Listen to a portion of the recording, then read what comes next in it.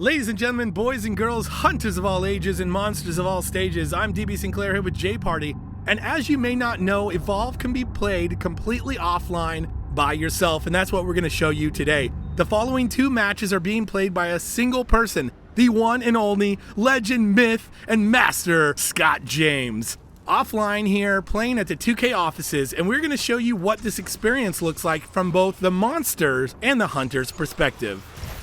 We are jumping into Defend. Defend is a mode that is part of the larger evacuation campaign. The entire evacuation campaign can be played entirely offline. That's what you're seeing today. Scott James is playing Defend as the monster completely by himself against the AI, playing offline, and he's chosen to play the newest monster, Wraith. As DB just mentioned, we are offline, but what's important about this is that you're able to keep any of the achievements you earn while playing offline and bring those to the online competition. This means monster unlocks and ability unlocks will carry over in all the different modes of Evolve. Yeah, the awesome part about this is if you're playing and getting ready for that competitive play against real people, you might want to come in here and mix it up against the monsters or the AI hunters, as you see Scott doing here. Or maybe you just want to come in and practice the newest monster that you've unlocked. As J Party mentioned, everything you do in here counts towards your progression in the competitive game. Yeah, and what's cool about this mode is it allows you to experiment without consequences. Playing against those AI bots is just good training to get those ability combos down. As we're going to see today with this Wraith character, there's a lot of fun combinations you can do with these abilities to kind of chain them into some unique strategies and hopefully surprise the hunters. And you really need to do that here with Defend. Defend is a mode where you really need to be patient. You need to let your minions who are pushing those lanes do work against the towers as you yourself come in and try and dismantle the hunters when they're focused on the minions or keeping the towers up. As you can see, the Wraith, though, down on armor, might need to pop out here, is able to do that, could possibly send that decoy in to do damage while he's out trying to get armor. Yeah, perhaps the biggest unique mechanic of Defend is that the hunters are going to constantly respawn. There's no way to win this mode just from knocking out the hunters. You will need to destroy the objectives. So that makes prolonged combat not optimal for the monster, as he's going to want to get out once that armor's gone and do the damage he can when he has AI backup, and those are those other little tiny Goliaths running around trying to tear down the generator. That said, if you could take the hunters out, they do have to wait for their dropship. You can use that time to take down the tower in your way or any of the turrets. You've seen the monster focusing two of the hunters, got him backed in the corner and is able to potentially get one of them down there. I don't see the hunter as dead yet, so nicely done with the cloak there from support. Yeah, and that Supernova move just dishing out the damage. One of the Wraith's strongest abilities in her kit is that Supernova, and she's going to really rely on that to take down these hunters, as she's able to isolate Daisy here and remove that extra factor from the team and get rid of those random revives. Also, when you take down the hunters or Daisy, of course, and you kill them to their death, you will be able to munch on their corpses, and that will give you some armor to go back into the fight. In Defend, you want to be really patient. You want to pick your battles. You want to go in when you have armor, as there is a lot of firepower coming back at you.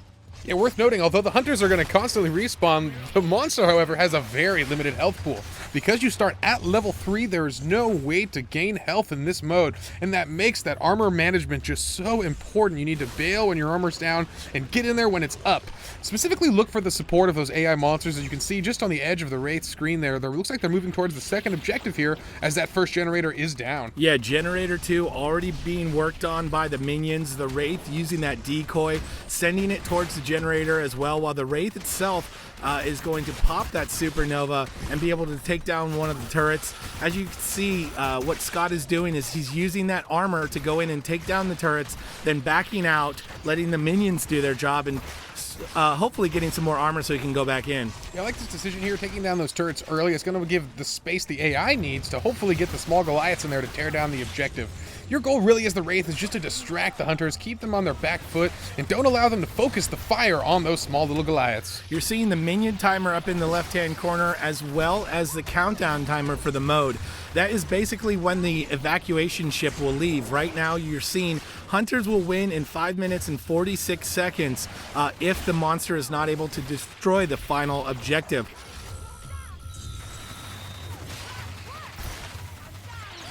Popping the Supernova there is the Wraith. The Wraith going in on Bucket, trying to do some damage on the Hunter. Unleashes the decoy there, and the Hunter goes down. And you may be noticing the decoy actually is going to gain the current state of the Wraith, and that includes the Supernova ability. So you want to use that Supernova ability first, and then unleash that decoy, and it's going to do a tremendous amount of damage as he goes for that abduct there, but misses the Hunters. Yeah, the Wraith misses the abduction, but goes in for the Supernova. Is going to try and do some damage and push the Hunters off of the generator, because we know that the minions were back there doing work. The monster knows that as well. Pushing the Hunters back off of the generator allowed that final minion to destroy generator number 2, and now they're going to be working on the final objective here, J Party. If the monster destroys this final objective, the monster will win, and unfortunately a lot of colonists will perish. That's going to weigh heavily on this Hunter squad. Absolutely, DB. And as noted too, when each generator falls, it's going to increase the round win timer for the monster. This is going to give the monster a lot of room to farm this area. He's got over 8 minutes now to destroy this last objective. And for those of you at home, if you're worried about the Hunter squad feeling bad about the loss of lives that they might incur if the Wraith wins, remember, these are AI Hunters. That's right. They don't have feelings, but they're really good at playing the game. The Wraith there, trying to get out, nicely done to go in, use that decoy to do damage on the turrets, potentially taking the turrets down, and then back out when she sees that she's low on health. She's going to pick up some armor and take the fight back to the Hunters. Yeah, doing a good job here. Got rid of one of the Hunters here, but trying to focus down the Trapper can be dangerous. If the rest of the squad realizes what's happening, they're going to be able to really focus fire the Wraith and get some real good damage in with no armor. So nicely done by the play of Scott James there. So what he did was he went in with the Wraith, used the decoy to take down that first turret, and then as soon as the Hunters came in to try and get the minions off of the final objective, he went back, he took care of the Hunters, and then went back in and took the turret out, the second turret that was taking out his minion friend, allowing the minion to do as much damage as possible while on that final objective. You're seeing, though, the monster at very low health. I'm surprised he goes back in here just trying to mess up those Hunters as much as possible and maybe have less Hunters to deal with while pushing that final objective. And that's such a good thing to practice here in the offline mode too. Test your limits, see how far you can really push it. You'd be surprised how much a monster can get done with very little health here. The Hunters are just so about the momentum, relying on keeping them on their back foot is such a strength here. The Wraith knows that one of the Hunters is down, and although the respawn timer is short in this mode, it is still existent, and that's going to give him the space he needs to hopefully destabilize the rest of the team and get an easy win with those AI monsters just tearing down the final objective. Just under 7 minutes is plenty of time to come back here, feed, gain that armor up as you see the monster doing. And like J Party mentioned, this is the offline mode, and this is a great time to practice. The way that monsters are unlocked in the game is you're playing the other monsters first before you get to Wraith here, so you're not going to be as familiar with Wraith as you are with Goliath potentially, especially for that competitive game. You want to come in here and, like J Party said, push your limits, push your abilities, see what is possible, and you don't have to worry about the people on the other side giving you a hard time about it. Yeah, absolutely. And some of the cool strategies you see the Wraith using that decoy to send out, get the Hunters distracted, and then go for the sneak bounce on some unsuspecting prey there. And look at that attack, so perfect. Such a strong combo. Unfortunately, the AI is quick to respond and is going to shoot him right off their ally. He does shoot him off, but he gets that poke there with his little blade into the face of Hyde. Hyde goes down. He's going to eat Hyde. He's going to gain armor right from the Hunter there. That's another reason why in this mode you might want to take down a couple Hunters while you're fighting near the objective. You won't have to go so far back into the forest or jungle area to get your farm on and get your armor up. Yeah, with health this low, every bite matters. He needs as much armor as he can possibly sustain, and the wildlife population has been quite diminished so far as he's been feeding vigorously around this final objective. So they're out of assault, so no damage here, or at least diminished damage, and out the medic, so the heals aren't going to come as fast as they want. Actually, it looks like assault is finally back in. As you mentioned before, J Party, there is a shorter dropship time than in the normal modes like hunt or nest or rescue. Yeah, and this objective getting real close, but the Wraith just as close. One mistake here, he could take a large hit to the face and end this round, but the AI still doing work on that final objective, and this could be a win for the Wraith. or the hunters here. Any way to go. Yeah, hard to tell. Nice abduction there, though, on Maggie the Trapper. Looks like he might be able to get Maggie down so low on health, though. I'm terrified for the Wraith right now. She needs to get out of there. Scott James is a smart monster player, though. He knows when he's reached his limits. Not so much when he plays the Hunter, though, Jay Parties. We've seen him been picked off. But as the monster player, nicely done. Uses that decoy to not be focused. Such a low sliver of health. Let's see what he can do here. As the minions working on the objective, doing a lot of work for him. Nicely done to keep the minions going by taking out the hunters and Daisy. And with health this low, it needs to be really aware of how many dashes he has. You see in the center of your screen, the indicator right over the crosshairs is those small little orange bars. That is his dash counter. He's only got 3 of those. It's a very limited ability, and then it must recharge after that. He's going to rely so heavily on this as he ducks around this combat and tries to get the final hits on the power relay. He does on one of the hunters. One of the hunters goes down. I think that was Bucket. 2 of the minions are still up. One of the minions is very low on health, but he already took out the turrets, so no turrets doing damage there. The minions continue to do work on the final objective as he's just keeping the hunters busy at this point. Yeah, trying to focus the medic there and also relying on taking out the support class. Wants to get rid of the utility on the team, and that's going to allow him to clean up the rest of the hunters with no real trouble, as this power relay is still clinging to life. Yeah, doing a great job there. Finally does that supernova, goes in on the medic, gets the medic down. The hunters right now struggling to try and get him down and out, but just hanging on for dear life with the rest of this little sliver of health. He's just going to go in on the back of the power relay now while the hunters are on the other side dealing with that final minion. And going into Supernova again, that should be able to do the damage that he needs to win. And sure enough, it is, Jay Party. Ladies and gentlemen, that is solo evacuation defend mode there, shown by the master of the monsters, as I like to call him, Scott James. Well done there. And now we're going to see the opposite, Jay Party. I'm pretty excited for that. We're going to switch over to a match of defend from the hunter's perspective. And the beauty of this is when he was playing the monster, he is stuck with that monster playing against the AI there. But now he's actually going to be able to hot swap between these hunters and play whoever he wants. Yeah, this is one of the coolest modes to play, and actually one of the most impressive modes to watch. You see a really good player is going to bounce between all 4 classes, use those long cooldown and key abilities to keep each other alive while they focus on the main character that they'd like to control, which in a lot of cases, it becomes very situational, and you can't have a standard. Yeah, very situational, even from the beginning here. As you see, he starts with Markov, he lays the mines down. Then he switches to Maggie, and he puts down the harpoon traps. And then finally here on Bucket, and he's putting those sentry guns down. He knows exactly how to lock down this area, or at least how he wants to, and he's doing that really well. Oh, nice move to put a little sentry gun on top of the rocks there. It's going to be hard for the monster to focus. And now it's up to him who he wants to switch between as it becomes even more situational based on how this fight goes. Yeah, trying to deal with those small little AI minions first, but then he notices Val is getting caught by the monster, and that's a rough thing. He can't switch in time.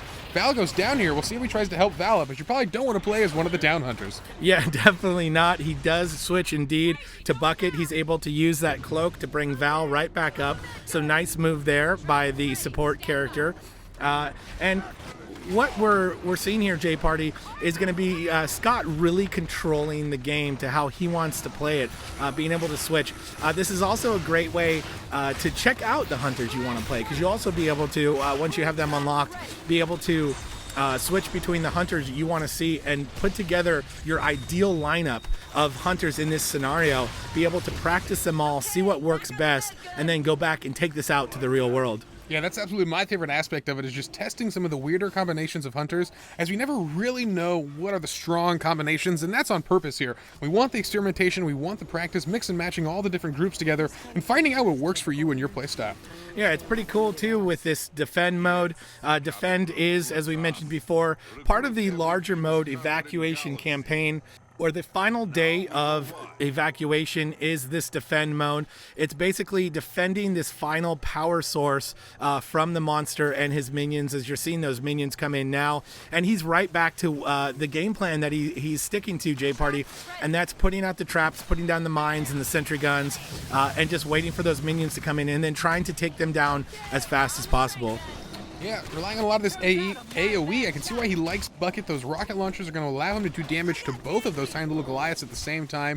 That's going to help him wear down those monsters. You know, this mode is perfect for the player that has an idea of, their ideal situation and the ideal team they want to put together. This is going to allow them to come in and work on those and maybe take that information back to their friends and say, hey, I was in defend mode, I was playing it, I was working through the different hunters, and I found this this 4 that worked really well. Let's try that out. Yeah, absolutely here, DB. It's interesting playing on the medic a lot here. Wants to just give vision to himself there, so when he switches between characters, he's not going to be confused. He's going to know exactly where the monster's at here. And look at that. For this fight, he's chosen to play as the medic because he knows he's been a real target by the monster. Wants to just keep Val alive and in this fight, as she's just so important for this team to keep everyone standing. Also, beyond visibility there, she is going to be able to slow down the monsters and the minions with that trank gun. Doing a nice job of that there. The longer you can slow down any of those 3 enemies, the more damage you can do to the rest. As he's switching now to Assault, trying to lay down some mines, and not good enough at the last second there to keep the monster off of that first objective. They're on to Generator 2. That said, though, J-Party, they have done some forward progress on the monster's health bar. Yeah, absolutely. That becomes the long-term progress for the Hunters, is just tearing down the health bar. As I mentioned earlier, there is no way to regenerate health on this mode as a monster as you start the game at stage 3. It forces you to rely on that armor and makes it oh so important to play defensively and leave when the time is not right. One thing that we mentioned before, but I'll say it again, is that even if you're in here just practicing and working on maybe a new hunter that you haven't played before, all of this progress and experience that you're gaining here is going to go towards your progression and carry over to the competitive game. So it's pretty cool to be able to come in here and test out some new strategies, test out some new team comps, and test out maybe some new modes that you're not familiar with if you've just been playing Hunt, for example, and then take that to the real world, J-Party, and show them what it's all about. Yeah, each mode requires such a unique strategy and a different take on what you're going to do each time, and that's what's so fun here, is he's going to try some strange things here. And I like what Scott James chose on this one. Went with a really defensive team, a lot of mines to be placed by each member, and that's what allows him to just maximize the utility of each hunter here. And the Wraith coming back in, trying to get some damage, but the Wraith with such a low armor pool needs to be very careful. Yeah, the Wraith too, also very susceptible to this trap team, J-Party. The traps laying around are good to catch both the Wraith and the decoy there. And this team doing a lot of damage when Markov can get those mines down. Unlike the, nice abduction there on the medic. Really nicely done to separate the medic there. So even the AI monster showing a trick or two here. Yeah, absolutely, going for the body there, not the player reviving it. Unfortunately, Val does get back into this fight, and with everyone almost standing here, the monster might need to retreat here as that armor once again getting just so low. Yeah, so what we're seeing here, J-Party, with those mines is that the other monsters, Kraken and Goliath, both have some pretty good counters towards their mines. It's a little bit harder with the Wraith, so I believe that's why Scott went with Markov here. He can lay those mines down. One of the ways that the Wraith is going to have to combat those mines is by potentially focusing that decoy on a hunter that's on the other side of the mine, having that decoy go through the mine. As you see him switch to Val here, he's trying to regroup and trying to get the hunters back to this generator here and hopefully keep it away from the monsters as you see the minions coming in. Yeah, and getting comfortable with those abilities is something that does require practice. Once again, perfectly utilized here in the offline mode. Testing some of the weirder mistakes where it just kind of looks embarrassing, where you mess it up the first few times, but you practice it offline, you master those strategies, and then bring them to the face of the internet and just smash folks online. Yeah, sentry guns also really good against the Wraith. You can lay those out when the Wraith comes in. Even if the Wraith is using that supernova to do lots of damage onto the hunters, it's going to take damage itself with all these traps laid around. There's no way to escape them all. And then again, he's going to switch to Bucket and he's going to put down those sentry guns. He's really just going through the cycle of hunter players there to lay down the best defenses possibly, and then playing the player that he wants to use in the moment.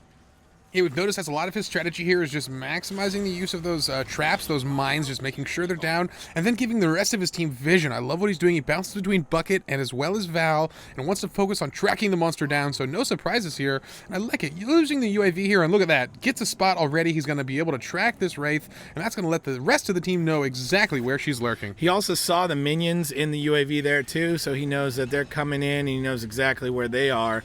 As the monster is tracked there, he's going to switch to Val, and he's going to get that trank gun in and slow down the monster. This is going to buy the Hunter team some time. As you can see, the timer down to 2 minutes and 26 seconds. This is a Hunter win if they are able to hold the monster and the minions off for that time. But as we mentioned in the other video, 4 minutes will be added to the timer if the monster can get through. Yeah, this is actually looking good, though, for the Hunters right now. 2 minutes is a pretty decent amount of time, although, as I say, the Generator continuing to take losses, and a Hunter goes down there. We'll see if he switches out of the support class and focuses on trying to get himself back in the fight. Yeah, 2 Hunters go down, J-Party. It looks like Assault and the Medic, or excuse me, Support and Assault. The Trapper good to go to get him back up, and Daisy helping with that as well. Trying to get away from the Wraith there, laying down some traps as the Wraith is coming in. That AI monster trying to do work here on Scott. And doing some work there, knocking down a bunch of the Hunters. Oh, and takes him down at the end there, but look at this dropship full of the whole squad here. And this is not a good look for the team, as they're going to have full reign over the Generator for all the monsters there to just tear it apart here. But once again, the short dropship timer gets you right back into the fight in this mode. Yeah, fortunately, they got the short dropship, but it is the entire team out of commission at the moment. So the Generator being worked on by the monster and its minions, as J-Party mentioned. This is going to give him some time to get in there. It looks like the monster might have actually gone back out to get some armor. Sends in the decoy first. The decoy can do a lot of damage. I'm not sure if they trapped the decoy or the monster. Maybe they got both, J-Party. Only time will tell. Yeah, actually, they got a real lucky break for the Hunters there. It looks like they took out the AI support right before they all got wiped there. So not a lot of progress made on the Generator, even with all the Hunters dead. With them back in the fight here, they're at full strength and tearing apart these little tiny Goliaths. And a really great arena, J-Party, as you see it's just on the edge of the Generator there. So the minions are trapped in here and not able to get to the Generator. So a beautiful arena by Scott as he switches back and forth between the rest of the Hunters, trying to do damage to take the minions down. And he does a great job of that. And that Generator looking nice and good, has no progress made to it since we mentioned it before. Here comes the Wraith, or is it another decoy? Looks like a decoy, J-Party. And you know, that is one of the most important abilities of a Trapper, is to really visualize the size of the arena. Some of the cool setups you can get as a skilled Trapper are just incredible, as they've done right here, blocking out all of the monsters from the Generator. They're forcing this fight off, just barely off of it. And that's what's so strong about this, and with only a couple seconds left, the Hunters are about to take this victory. Yeah, the Hunters are going to win here, and they do, J-Party. The countdown timer, the Wraith does not even get to the final objective. The lockdown with that arena, I feel like, was the final blow to the AI Hunters there. And ladies and gentlemen, that was Scott James playing as the Hunters that time, going against the AI monster, and that is solo defend, part of the entire solo mode. We're out of time, so we will see you next time when we bring you Between Two Beards.